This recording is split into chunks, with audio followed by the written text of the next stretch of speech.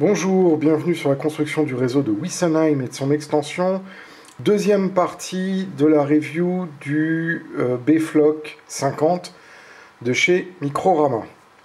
Alors, dans la première vidéo, j'ai fait une petite présentation succincte. Je voudrais revenir un peu plus en détail, de façon un peu plus exhaustive, sur cet appareil et le fonctionnement de cet appareil. Depuis maintenant une dizaine d'années, il y a une nouvelle technologie de flocage qui est basée à base de fibres, comme on peut voir ici. Ces fibres sont en matière synthétique et donc sont sensibles à un champ électrostatique. Et tout l'intérêt de cet appareil, c'est de créer un champ électrostatique. C'est-à-dire, on a une batterie 9 volts à l'intérieur, dans le manche, qui a été mise. D'ailleurs, à ce sujet, quand vous achetez un Bfloc, pensez à acheter une pile 9 volts, parce qu'elle n'est pas fournie dans le packaging de version de base, donc on peut avoir des mauvaises surprises.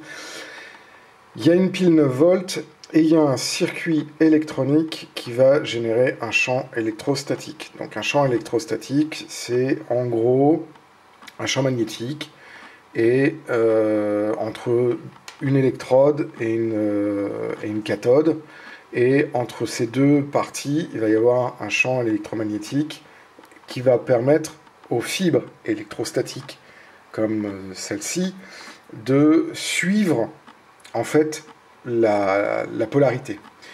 Donc du coup, elles vont avoir tendance à se dresser à cause de l'effet de ce champ entre l'électrode qui est mis au niveau du sol et la plaque qui se trouve ici. Donc évidemment, à ne jamais faire, c'est à mettre les deux contacts et d'appuyer sur le bouton, sinon on met le système en court-circuit.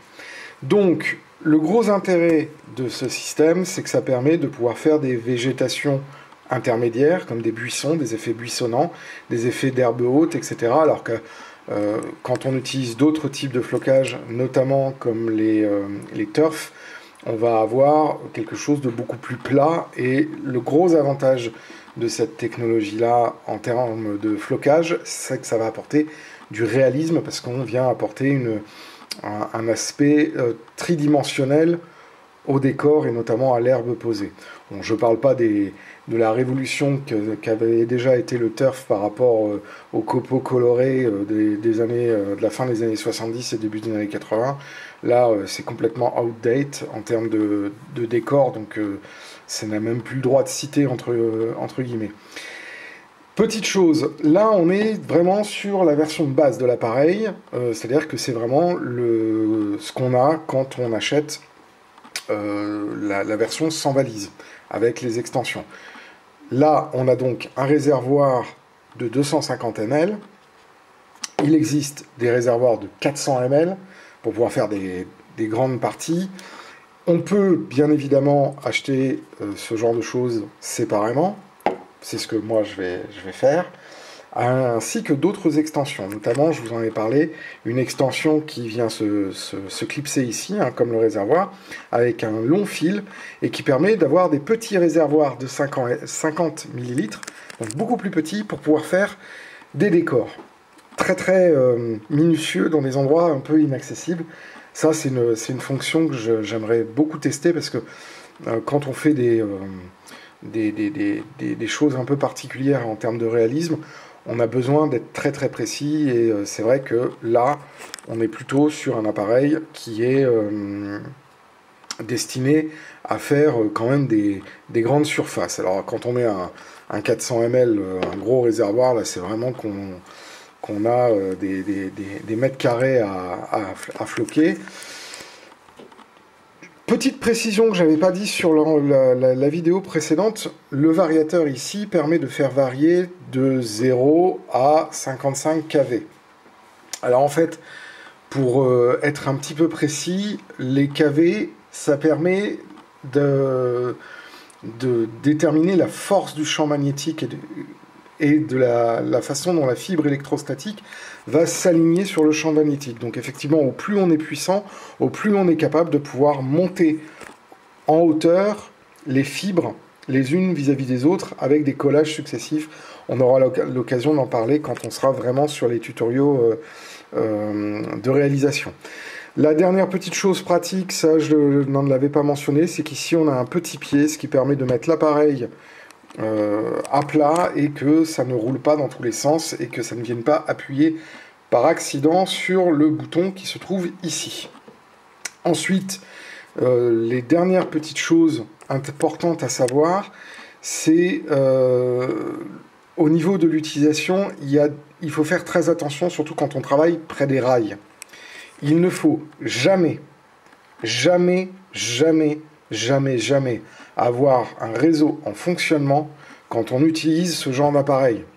Parce que comme on crée des champs magnétiques et qu'on peut être amené à faire du flocage près des voies, si par malheur vous avez un train, une locomotive ou même des voitures voyageurs qui sont éclairées, qui sont proches de ce truc-là, ça peut cramer littéralement l'électronique des décodeurs digitaux, parce que ça crée des champs électrostatiques de très forte puissance.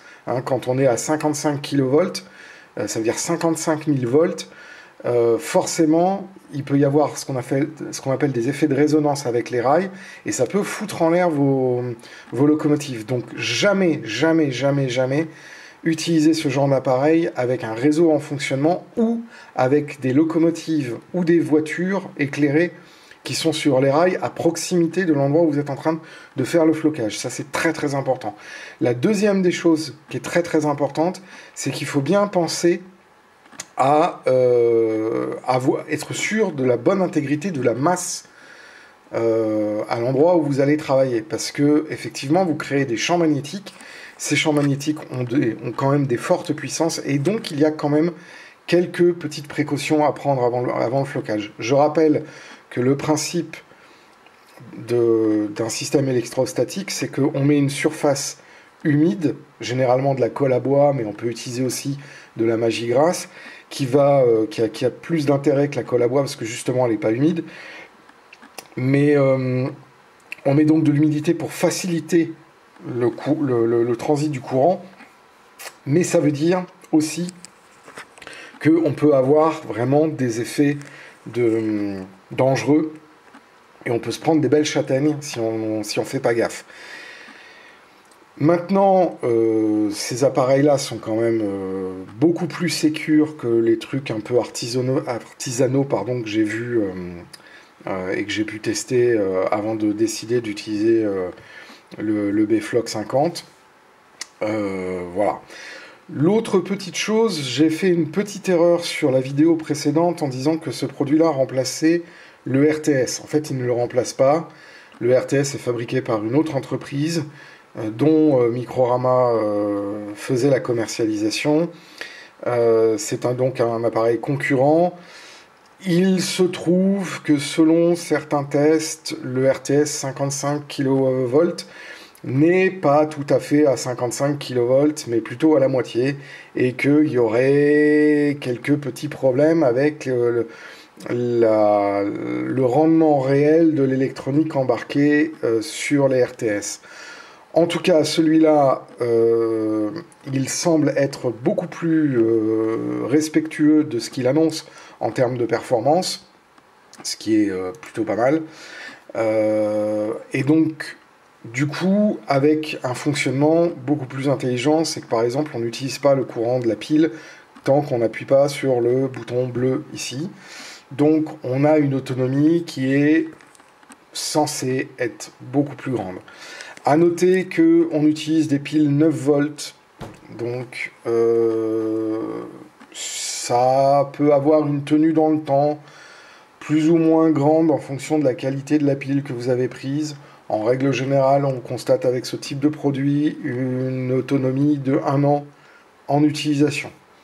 Bon, moi j'attends de voir, mais c'est vrai que c'est moins consommateur que d'autres produits que j'ai pu voir. Ensuite, après ici, on a un bouchon fourni de base qui est de mémoire à 2 mm. On a des bouchons de 1, de 4 et de 7 mm. pour utiliser des fibres plus ou moins longues. Voilà, ça c'était la fin de la review et de l'unboxing de la version de base du Bfloc 50. Les prochaines vidéos seront consacrées aux tests. Je pense que je vais commencer d'abord avec des plaques de test avant de commencer à travailler sur le réseau en lui-même.